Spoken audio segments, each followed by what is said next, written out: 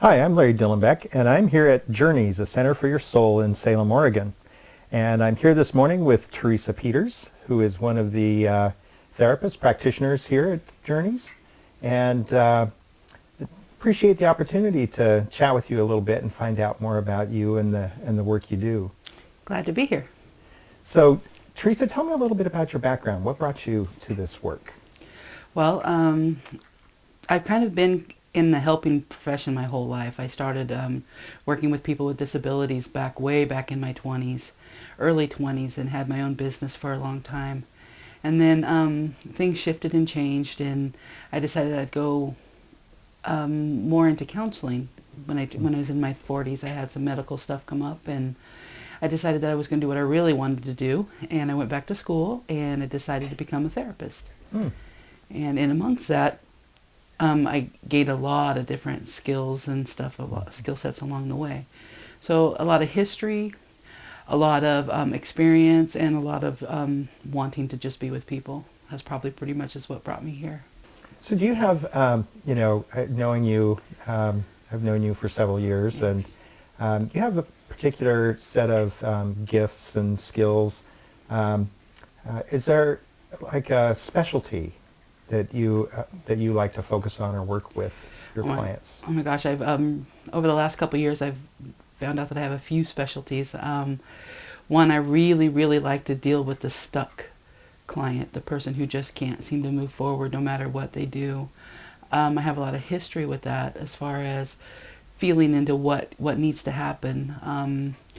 Not your traditional talk therapy, but more like action therapy on what little steps can be taken to make big impact, and that seems to be what moves people forward. Mm. So I really have found a niche per se for working with the people who are stuck. I also have really enjoyed a lot of grief and loss work. Mm-hmm. Being a cancer survivor myself, I've been able to actually touch a lot of lives with people who are dealing with the loss of either life or sickness, or the families that are dealing with the people who have lost someone, who are dealing with a sickness. And that's kind of been something I've been newly working with, and it's just been a phenomenal experience to work with other people who are struggling.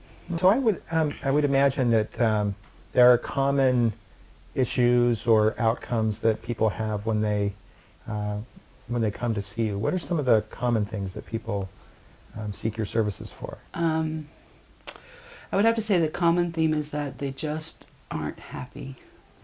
And they can't seem to find joy in life. And with that is that part of being able to talk out loud what's going on in their world, and how they can take their experiences or their combination of experiences that have created this place of where they're just not happy, where they just can't move forward. And then investigating that and unwinding it and going to a deeper level within them. And that's kind of where I love the work, is let's go deeper inside of it and figure out what caused the behavior, unwind it. Where did that belief start? How do you get a hold of that belief, and then how do we change the belief into something that can move them forward? What if I were coming to you for a session? What would a session with you be like? What would I expect? First of all, I think for me is that I really take time to get to know the person right in the beginning. And I have a lot of humor in my sessions. That's just part of my personality. So I tend to be very laid back. It's not regimented very much as most talk therapies would be. There's a lot of intuition and a lot of light that comes in the room. So most often there will be just a lot of uncovering of what the issues are at first. And then it's just pinpointing which ones want to be worked with. Mm-hmm. And then kind of setting up a treatment program per se of what to work on first and how to get the work started. So it's very, very, what would be a good word? It would be, I really listen to the client, and then we develop the plan from there. If it's someone that is ready and open, then we'll go just as far as we can go. If it's somebody who's really struggling, we just really slow down and take it one little step at a time, honoring the space in the room and letting them feel comfortable and ready to do what they need to do. And I just hold space while that happens. Are there risks or challenges in doing this particular kind of work that would be important for people to know?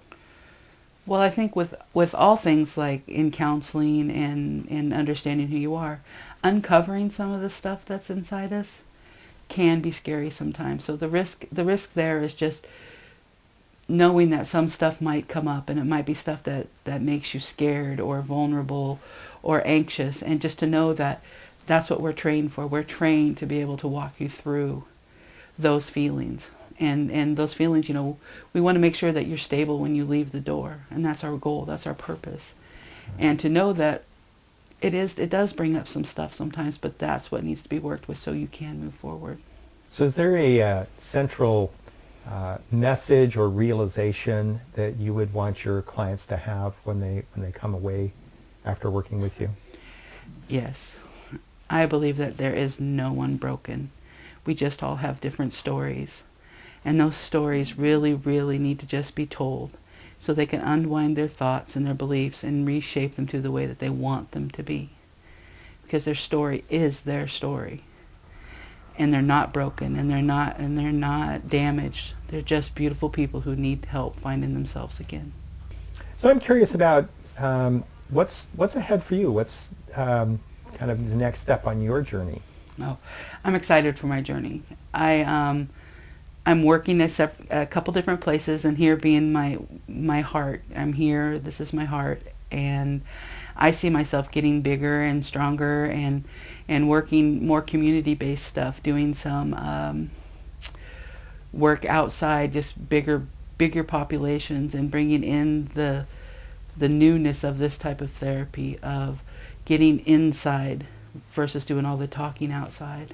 Mm-hmm. So I don't know if that'll be events or weekends or retreats, but I know that it's growing. It'll be a bigger thing. I'm excited for that. Is there anything else that you would want people to know about you or the work you do, or something about Journeys perhaps? I think for Journeys alone, this is probably, I've watched it grow from the ground up, and I've watched it grow in love, and it's just been a phenomenal experience to come and be a part of it. Again, being a survivor and coming here and learning all about my own stuff and working through it and reaching my goals. I've come through the ranks, so I know that it happens, it's true, it's real. And that to let us honor your path is a gift to us as much as it is to the client. It's a blessing to us. And our whole purpose is to bring love to the world. Wonderful. Well, thank you so much for the opportunity to learn more about you and the work you do, and this wonderful place called Journeys. Thank you. Thank you.